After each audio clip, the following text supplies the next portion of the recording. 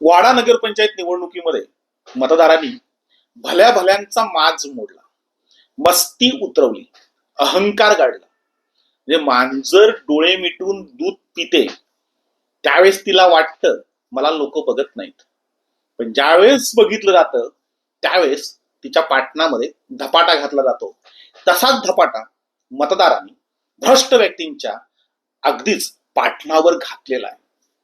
भाजपाने नगरपंचायतीचे मैदान एकतर्फी मारले, अगदी पैंज लावून जिंकलंय. तोडीस तोड त्यांनी उत्तर दिलंय. मोठी सभा नाही, गाजावाजा नाही, रॅली नाही, की मोठे नेतेही नाहीत. फोकस फक्त जिंकण्यावर. जिंकणं हे एकच लक्ष होतं. अगदी फिल्डिंग लावून त्यांनी ते जिंकलंही, मैदान मारलंही, आणि तेही असं मारलं की विरोधक पाळपातुल्यासारखे उडून गेले, अक्षरशः त्यांचा कचरा झाला. म्हणजे या निवडणुकीमध्ये अनेकांचे बुरखे टराटरा फाटले.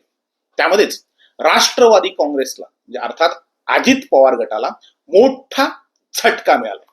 जे आपण मागच्या भागामध्ये या राष्ट्रवादी काँग्रेसच्या रंगाबिल्लावर वक्तव्य केलं होतं.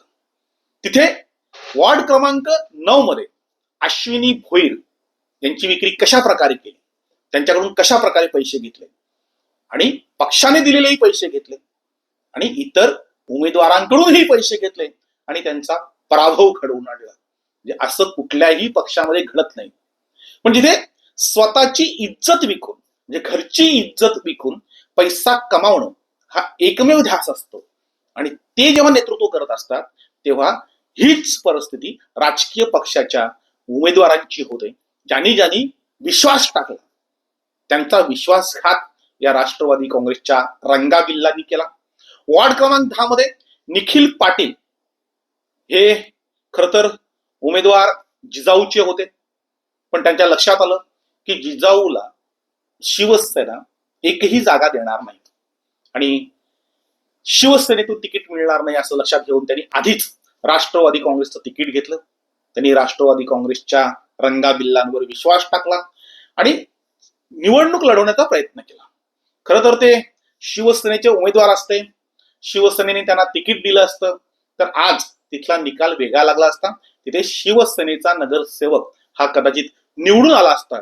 मात्र राष्ट्रवादी काँग्रेस अजित पवार गटावर त्यांनी विश्वास टाकला आणि तिथे फसले. तरी निखिल पाटील यांना 146 मतं मिळाले. त्यांचा तिसरा क्रमांक आहे. खरं तर राष्ट्रवादी काँग्रेसचे ते नव्हते. जे राष्ट्रवादी काँग्रेसचे उमेदवार होते त्यांच्या डिपॉझिट गेलेले आहेत.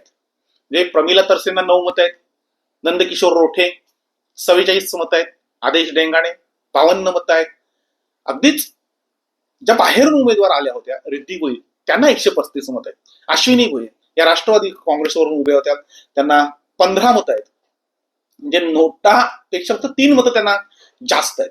निखिल पाटील हे तिसऱ्या क्रमांकावर राहिले आणि तिथे त्यांचा पराभव झाला. त्याच्यानंतर एक वार्ड क्रमांक 12ची सीट ही राष्ट्रवादी काँग्रेसने लढवली होती. खरं तर कुठल्याही राजकीय पक्षाला, सत्ताधारी पक्षाला, अजित पवार गट हा सत्ताधारी आहे, त्यांना पूर्ण जागांवर उमेदवार उभे करता आले असते. मात्र जे नेतृत्व करत होते त्यांच्यावर कुणाचाही विश्वास नव्हता आणि म्हणून त्यांना उमेदवार मिळालेला नाही. त्यांनी फक्त 7 उमेदवार उभे केले. त्याच्यातले 3-4 उमेदवार हे बाहेरून घेतले गेले. त्यातलेच एक उमेदवार प्रफुल्ल पाटील. प्रफुल्ल पाटील हे शिवसेनेकडून निवडणूक लढवायला इच्छुक होते.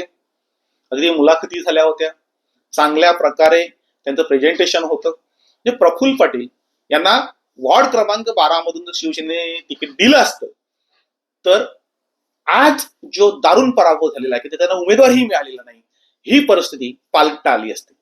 प्रफुल्ल पाटील यांचा तिथे कदाचित विजय झाला असता. मात्र त्यांना राष्ट्रवादी काँग्रेसचं तिकीट घ्यावं लागलं आणि राष्ट्रवादी काँग्रेसमधून ते पराभूत झालेले आहेत, दुसऱ्या क्रमांकावर राहिलेले आहेत. तिथे त्यांना 142 मतं मिळालेली आहेत. खरं तर प्रफुल्ल पाटील यांनी शिवसेनेवर विश्वास न ठेवता, कारण शिवसेनेचं वाडा शहरामध्ये जे नेतृत्व करत होते त्याच्यापैकी एकही विश्वासू माणूस नव्हता. त्यांच्यावर कोणीही विश्वास ठेवायला तयार नव्हतं. त्यांना शेवटपर्यंत उमेदवारही मिळत नव्हते आणि तरीही प्रफुल्ल पाटील यांच्यासारखी लोक हे त्यांच्यावर विश्वास ठेवून तिकीट मागायला गेले होते. त्यांचा विश्वासघात केला. शेवटी त्यांना राष्ट्रवादी काँग्रेसकडून तिकीट घ्यावं लागलं. खरं तर ते काँग्रेसचे, त्यांनी काँग्रेसमधून जर तिकीट घेतलं असतं तर आज भारती सपाटे यांच्या जागेवर ते निवडून आले असते, कारण भारती सपाटे ह्या निवडणूक लढवायला इच्छुक नव्हत्या. जर काँग्रेसमधून प्रफुल्ल पटेल उभे राहिले असते तर भारती सपाटे यांनी माघार घेतली असती, तसं त्यांचं बोलणं झालं होतं. मात्र प्रफुल्ल पटेल यांनी स्वतःच्याच पायावर दोंडा मारून घेतला. त्यांनी शिवसेनेवर विश्वास ठेवला. शिवसेनेने तिकीट नाकारल्यानंतर ते राष्ट्रवादी काँग्रेसमध्ये गेले आणि चांगल्या प्रकारे त्यांनी लढत दिली. ते दुसऱ्या क्रमांकावर राहिलेले आहेत. म्हणजे 142 मतं त्यांना घेतलेली आहेत. राष्ट्रवादी काँग्रेसने पूर्ण शहरामध्ये निवडणूक लढवली. त्यांना फक्त 7 उमेदवार मिळाले. म्हणजे इकडनं तिकडनं आयात करून फक्त 7 पर्यंत ते गेले आणि या 7 उमेदवारांची बेरीज आहे 543. 9,641 मतांपैकी फक्त 543 एवढीच मतं त्यांना मिळालेली आहेत. पैसा मात्र प्रचंड कमावला. आता या पैशावरनं राष्ट्रवादी काँग्रेसच्या पदाधिकाऱ्यांमध्ये माऱ्या होऊ नयेत म्हणजे मिळवलं, ही परिस्थिती आता वाड्या शहरामध्ये. सगळे कार्यकर्ते वैतागलेले आहेत. म्हणजे कार्यकर्त्यांना काहीच मिळालं नाही. हे जे रंगाबिल्ला आहेत ते आणि त्यांचे सहकारी यांनी अक्षरशः सगळ्यांकडूनच पैसे घेतले. म्हणजे आम्ही तुम्हाला वरचं मत देतो, तुम्हाला आम्ही खालचं मत देतो, आम्ही इथे तडजोडी करतो. म्हणजे एक वॉर्ड आहे तिथे नंदकिशोर रोठे म्हणून वार्ड क्रमांक 4 मध्ये, हे खर तर आमदारांच्या पीएचे पीए खासम खास अगदी छातीवर टॅटू गोंदवून ते फिरतायत, त्यांची विक्री केली गेली. अक्षरशः वाईट वाटतं की भाजपच्या एका नेत्याचा पुतण्या उभा होता आणि पुतण्यासाठी त्या नेत्याने या भामट्यांशी, या रंगाबिल्लांची तडजोड केली. काही रक्कम दिली आणि सांगितलं या वॉर्डामध्ये तुम्ही येऊ नका. पैसे घेतले आणि नंदकिशोर रोठे यांचा अक्षरशः कार्यक्रम केला.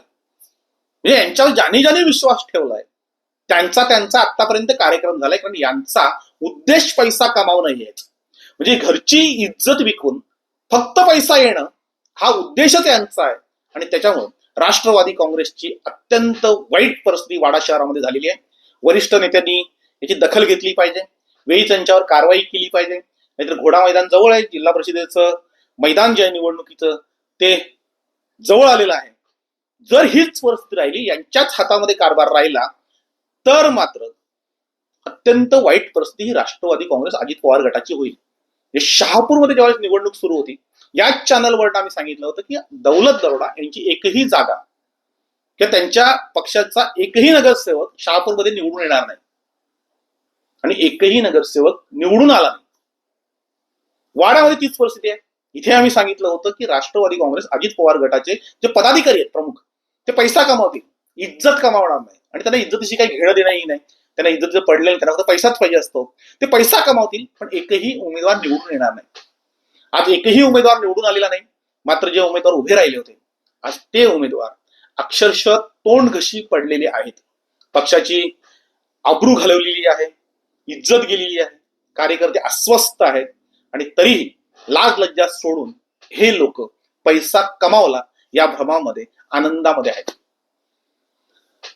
वाईटच आहे की राष्ट्रवादी काँग्रेसचं अजित पवार गटात ते आमदार आहे, पण ज्यांचा कुणीही नाहीये त्या काँग्रेसने इथे विजय मिळवलाय.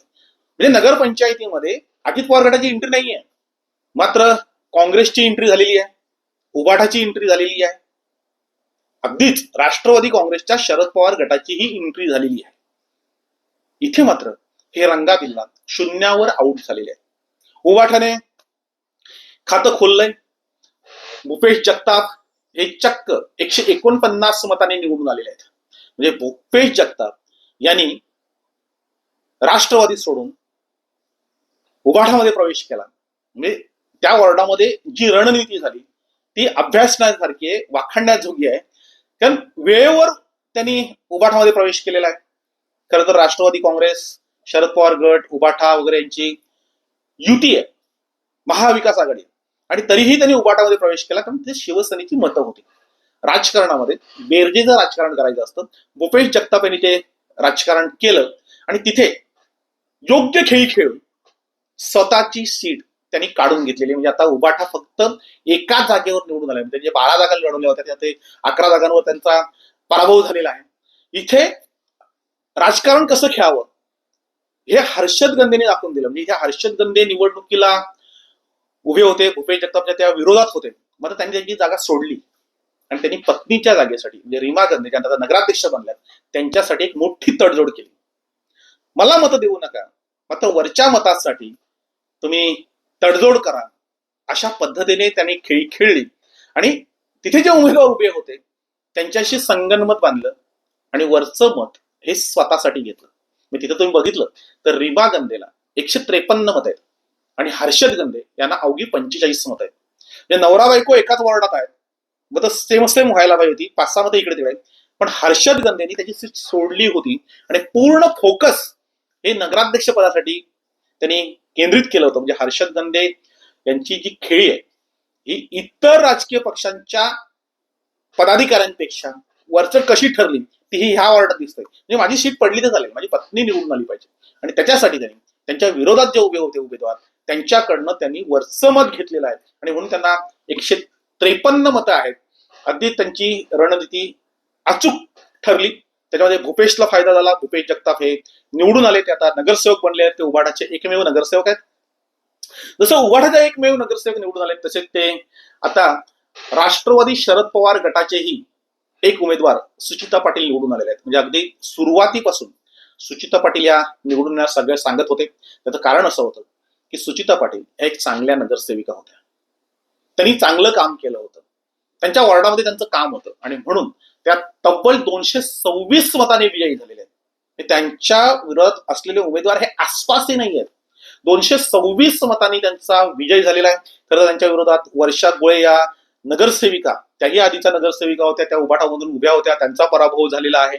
शिवसेनेचाही तिथे पराभव करून त्या निवडून आलेल्या आहेत. त्यांचे चिरंजीव विराज पाटील यांनी अत्यंत संयमाने आणि चांगली रणनीती आखून तो विजय संपादन केलेला आहे. त्यांची रणनीती म्हणजे विराज पाटलांना यांचं खरं तर श्रेय जात आहे. त्यांनी अचूक खेळी खेळल्या आणि त्याच्यामुळे त्यांची सीट तिथे जिंकलेली आहे. काँग्रेसनेही एका जागेवर यश मिळवलं ते भारती सपाटे यांच्या रूपाने. भारती सपाटे म्हणजे मतदार किती हुशार आहेत हे यातून दिसतंय की मतदारांनी जे चांगले उमेदवार त्यांना बरोबर निवडून दिले. म्हणजे भारती सपाटे यांची कारकीर्द अत्यंत चांगली होती, त्यांनी चांगली कामं केली होती आणि त्याच्यामुळे पक्ष बघितला नाही. म्हणजे वरती भाजपचे सगळे निवडून आले, त्या वॉर्डामध्ये मात्र काँग्रेसला मतदान झालेलं आहे. म्हणजे वॉर्ड क्रमांक 12 मधून भारती सपाटे यांना तिथे विजयी केलेला आहे. म्हणजे मतदार तिथला हुशार आहे. हे तिन्ही पक्ष जे आहेत, उभाटा असेल, काँग्रेस असेल, राष्ट्रवादी शरद पवार गट असेल, या तिघांची एंट्री झाली. अजित पवार गट मात्र हा नगरपंचायतीमध्ये एंट्री करू शकला नाही, केवळ रंगा बिल्ला यांच्या पैसे खाण्याच्या रणनीतीमुळे. म्हणजे भाजपाने 11 जागांवर विजय मिळवलाय, शिवसेनेला अक्षरशः धूळ चारले. जे 3 उमेदवार निवडून आलेले आहेत तेही शिवसेना म्हणून नाही तर त्यांच्या स्वभावावर ते निवडून आलेले आहेत. म्हणजे अत्यंत चांगल्या प्रकारचे ते उमेदवार आहेत, त्यांचं काम चांगलं होतं आणि म्हणून ते शिवसेनेचे 3 उमेदवार निवडून आलेले आहेत आणि बाकी एक उमेदवार निवडून आलेले आहेत. म्हणजे भाजपाने 11 जागा जिंकल्यात, तर दुसरा क्रमांक हा 3 जागांचा आहे. मागच्या निवडणुकीमध्ये शिवसेना 6 होती, भाजप 6 होती.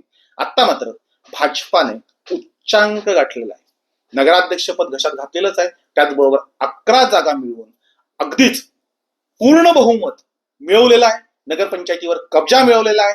ज्या कोणी नगरपंचायतीमध्ये भ्रष्टाचाराचं रान उठवलं होतं, म्हणजे टक्केवारीसाठी ज्यांनी आटापिटा केला होता, विकास विकास म्हणत भ्रष्टाचार केला होता, त्यांना अक्षरशः पराभूत करून त्यांचं पाणीपेत करून भाजपाने वर्चस्व राखलेलं आहे. इथे फक्त राष्ट्रवादी काँग्रेस अजित पवार गटाचा दारुण पराभव, बाकीच्या पक्षांनी एक जागेवर समाधान मानलं. शिवसेना 3 जागांवर अडकली, भाजप मात्र इथे चांगल्या मतांच्या फरकाने जिंकली आहे.